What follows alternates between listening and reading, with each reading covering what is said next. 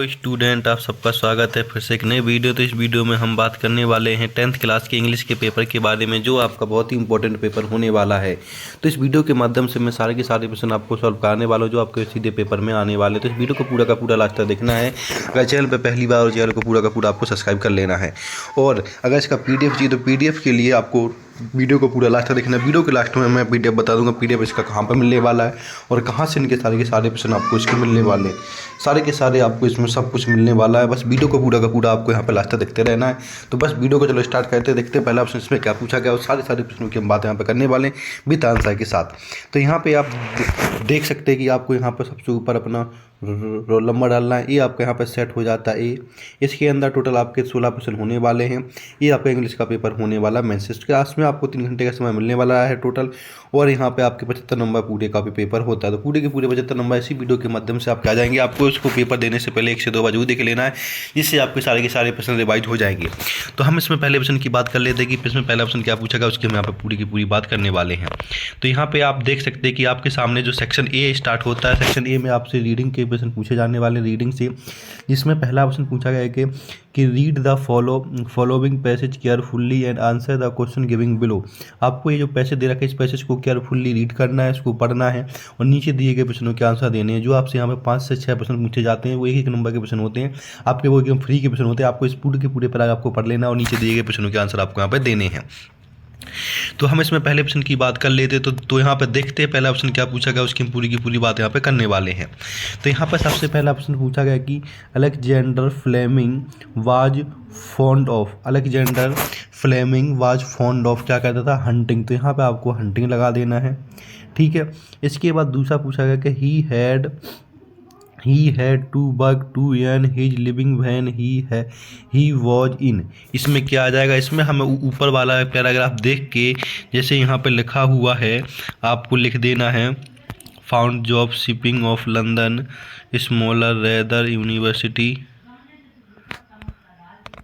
Singing. तो इसमें ऊपर वाले पैराग्राफ को नीचे देख के नीचे दिए गए पैराग्राफ का पे आपको यहाँ पे पूरा का पूरा आंसर देना है। तो हम इसकी बात कर लेते पूरे के पूरे प्रश्न। तो यहाँ पे आपका दूसरे में आ जाएगा हिज 20, क्या आ जाएगा यहाँ पे हिज 20 लिखा है, 20 वर्ष उसने वहाँ पे काम किया था, ठीक। इस तरह से आपको यहाँ पे लिख देना है।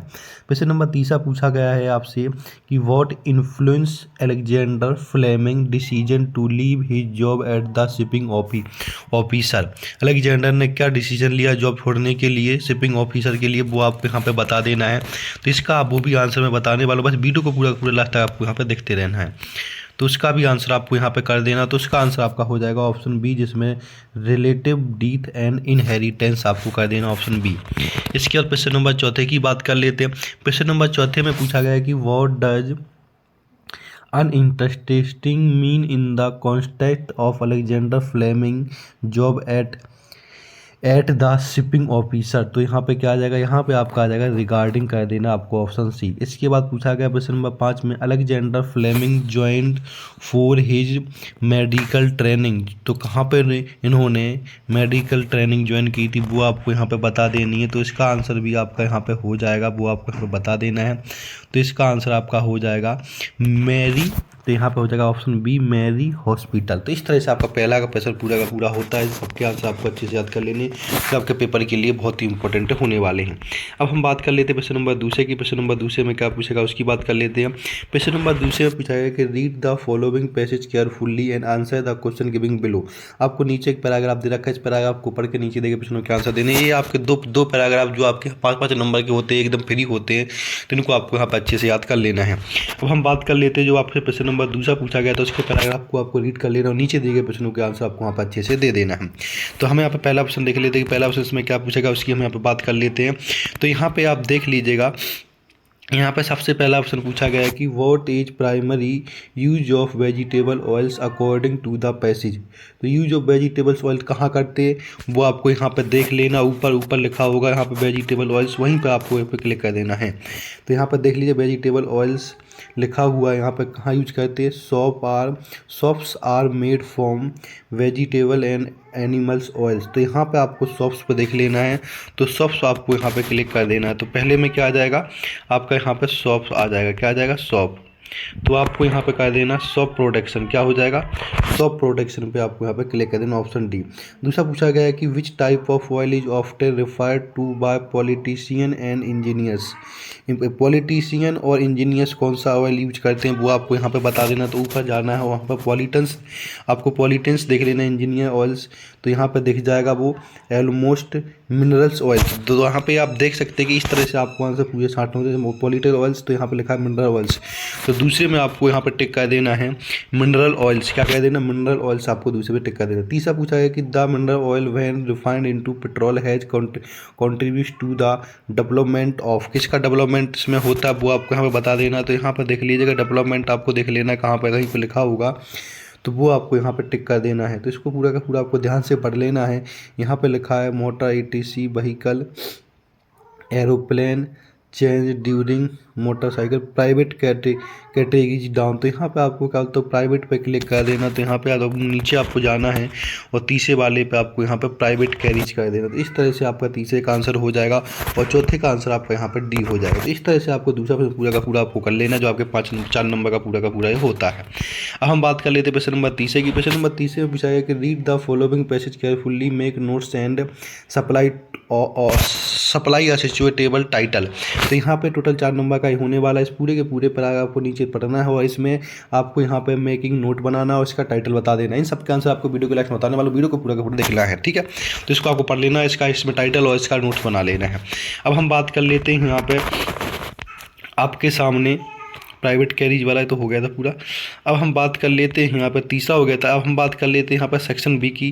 तो यहाँ पर सेक्शन बी को देखेंगे। सेक्शन बी में हमें राइटिंग से क्वेश्चन आने वाले, जिसमें हमें क्वेश्चन नंबर 4 देखना। 4 में पूछा गया कि you are Nishi study in government college higher secondary school Morena, write an application to your principal requesting him to issue books from the book bank. तो यहाँ पे एक एप्लीकेशन लिखना है अपने स्कूल के लिए, 4 नंबर की होने वाली, या फिर आप यहाँ पे एक लेटर लिख सकते हैं अपने किसी भी दोस्त की शादी के लिए इनवाइट करने के लिए, ठीक है।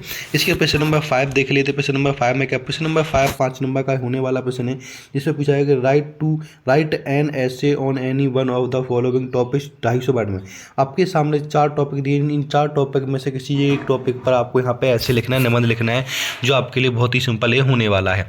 अब हम बात कर लेते प्रश्न नंबर आपके सामने 5वें की, और वाले प्रश्न में पूछा गया है, वो देख लीजिएगा यहाँ पे, right paragraph on any one of the following 250। इसमें से आपको किसी एक 3 दे रखे हैं, 3 में से किसी एक पर पैराग्राफ लिखने है आपको 250 वर्डों में। ये भी आपका पूरा का पूरा 5 नंबर का होने वाला है। प्रश्न नंबर 6 देख लीजिए। प्रश्न नंबर 6 में पूछा गया on the basis of the picture giving below right a short paragraph, जो 3 नंबर का होने वाला। आपके सामने ये एक पिक्चर दिखाई गई, इस पिक्चर को देख के आपको एक शॉर्ट पैराग्राफ लिखना है इसके बारे में, ठीक है। प्रश्न नंबर 6 भी कर लीजिएगा। इसके बाद हम बात करने वाले हैं आपके सामने सेक्शन सी की। जो सेक्शन सी आपका यहाँ पे होता है, ग्रामर का स्टार्ट होता है, जिसके अंदर आपको प्रश्न नंबर 7 में पूछा गया fill in the blanks any 5। आपके सामने प्रश्न 7 है, 7 में से कोई 5 प्रश्न करने, जो 5 नंबर का आपके यहाँ पे होने वाला है। तो पहला पूछा गया कि hurry up, we have not got dash time. तो यहाँ पे आ जाएगा मच, क्या आ जाएगा, मच भर लेना पहले में। दूसरा पूछा गया कि every year 1000 of people die dash cancer. तो यहाँ पे फ्रॉम हो जाएगा, फ्रॉम कैंसर से मरते हैं। इसके बाद थर्ड में my father is a dash teacher. तो यहाँ पे क्या आ जाएगा, रिटायर्ड आ जाएगा तीसरे में। चौथे में we dash wear marks in crowd place. तो यहाँ पर शुड भर देना आपको चौथे में।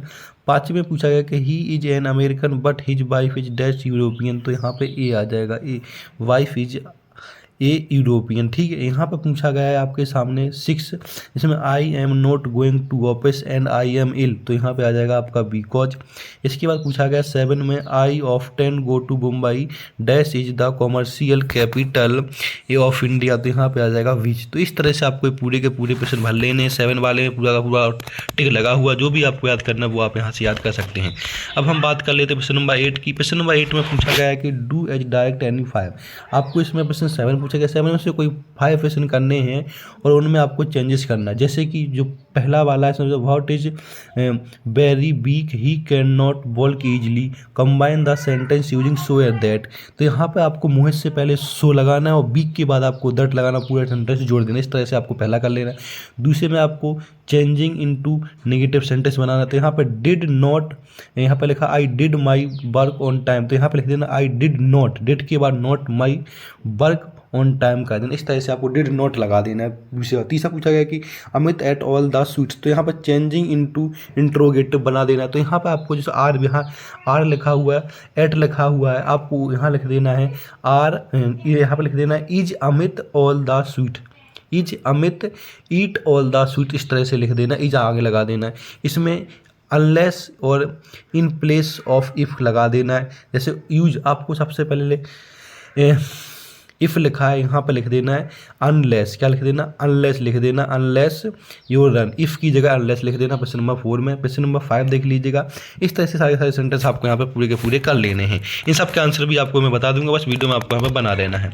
इसके बाद आपसे पूछा गया क्वेश्चन नंबर 9, जिसमें आंसर द फॉलोइंग क्वेश्चन, जो सेक्शन डी स्टार्ट हो जाता है। टेक्स्ट बुक से ही आपके क्वेश्चन बनते हैं, जो आपके 4 नंबर के होते हैं।